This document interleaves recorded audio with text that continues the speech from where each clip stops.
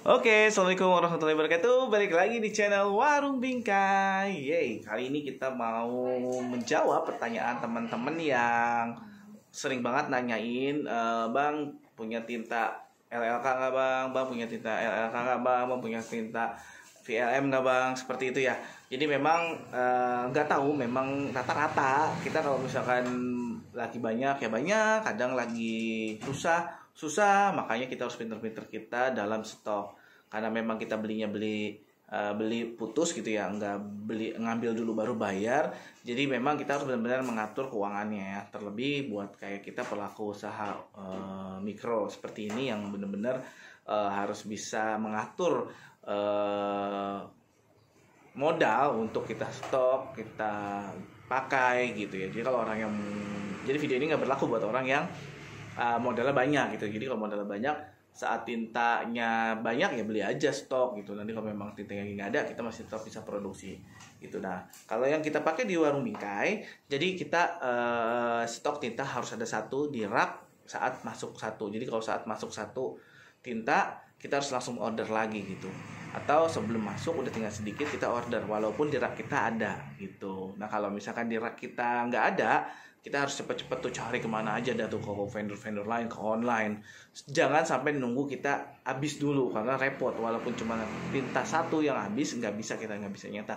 Contohnya tinta yang sering habis itu tinta LLK ya. Nah, ini kita contohnya LK dulu deh. Nah, saat kita tinta di mesin tinggal sedikit dan kita punya stok ini satu di rak, dan kita langsung order lagi sebelum ini dipakai. Jadi saat datang, nah ini habis, kita langsung sisa satu. Begitu kita cara konsepnya di Warung Bingkai. Karena memang ini harga tintanya lumayan mahal ya, 1.600.000-an.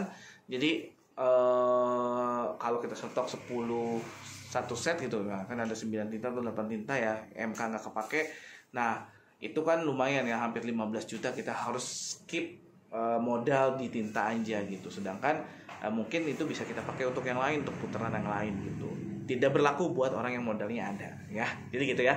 Nah, kemarin banyak yang nanya kelangkaan tinta LLK, termasuk kita pun langka. Bukan kita nggak mau ngasih, karena kita punya konsep memang begitu masuk kita punya stok satu gitu. Karena kita pun nggak akan ngeri kalau misalkan kita nggak punya stok. Biasanya kita kasih, kalau kita stok ada 2, kita kasih tuh ke teman kita, nih lu bayarin aja kayak itu, dikirim gitu. Karena teman-teman kita tuh rata-rata memang luar kota yang lebih susah lagi gitu nyarinya. Nah, kita akhirnya nyoba buat beli tinta yang bukan untuk P6000 ya teman-teman. Ini disclaimer dulu ya, saya mesinnya itu Epson Surcolor P6000 ya. Jadi mesin yang paling bawah serinya, karena ada P7000, P8000, P9000 ya kan.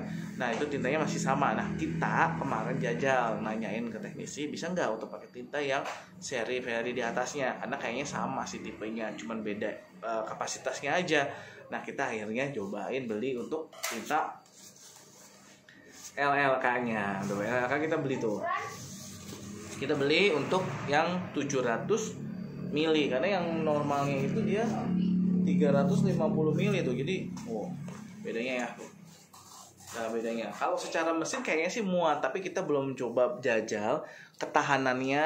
Lebih baik kita beli tinta 350 milian atau yang 700 mili gitu. Karena kalau buat harga sama ya. Jadi harganya itu 2 kali lipat dari harga yang kecil, karena memang secara harga itu tidak mempengaruhi ya. Cuman ini kemarin saya beli lagi diskon, kayaknya udah mau kadaluarsa kali ya. Itu lagi diskon. Buat tintanya kita coba jajal, katanya sih bisa gitu. Jadi kita jajal dulu LLK, dan kebetulan memang LLK kita nggak ada stok lagi. Dan ya kita coba aja lah, daripada kita nungguin lama nggak punya sama sekali, kita beli aja nih sekalian. Kalau memang bisa pakai, kita pakai. Nanti kita review lagi penggunaannya seperti apa. Karena kalau tinta yang ukuran standar ini kita udah pernah review ya, dia untuk cetakan berapa lembar, jadi costnya berapa lembar. Nah, kalau misalkan untuk tinta yang ini nanti kita review lagi. Jadi nanti teman-teman jangan lupa tungguin videonya kalau ini udah pasang ya. Jadi di mesin udah tinggal sedikit, nanti kita pasang, dan kita lagi udah order lagi LLK untuk stok di raknya gitu. Jadi konsep kita sebelum masuk ke mesin dia harus ada dulu di rak, dan kita order. Jadi saat di mesin habis, yang di rak masuk, yang baru itu kita buat keep tinta kita. Seperti itu kira-kira gini manajemen tinta kita. Jadi kita nggak punya stok tinta banyak, dan kita pun tidak jualan tinta ya.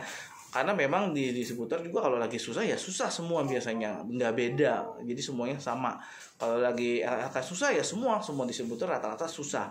Biasanya yang ada itu di online, dan itu biasanya harganya lebih mahal. Kalau memang teman-teman ngerasa penting dan butuh, beli aja. Kan saya juga pernah ngerasain beli ini tinta harga 2 juta ya kan, dari Medan, karena memang kita habis banget di supplier mana-mana nggak ada juga, kita harus tetap produksi, dan kita kebetulan lagi ada orderan cetakan foto wali kota banyak banget, dan kita mau nggak mau harus kita beli daripada kita harus oper cetak ke tempat lain gitu. Sebenarnya bisa kita oper lain, cuman untungnya jadi tipis. Setelah kita hitung-hitung, mendingan kita beli aja deh yang di Tokopedia, kita pakai JNE supaya nyampinya cepat, kita masukin, dan alhamdulillahnya ya masih ada cuannya gitu ya, daripada kita harus oper lebih sedikit cuan lebih tipis. Kira-kira kayak gitu ya manajemen kita menggunakan tinta supaya nggak langka, karena memang Epson rata-rata bikin mesin baru tintanya baru, mesin baru tintanya baru, begitu terus aja Epson bikinnya. Padahal enak kali ya misalkan tintanya sama, mesinnya beda-beda gitu, seri terbarunya, jadi kan kita nggak usah stok tinta banyak-banyak kayak gitu ya.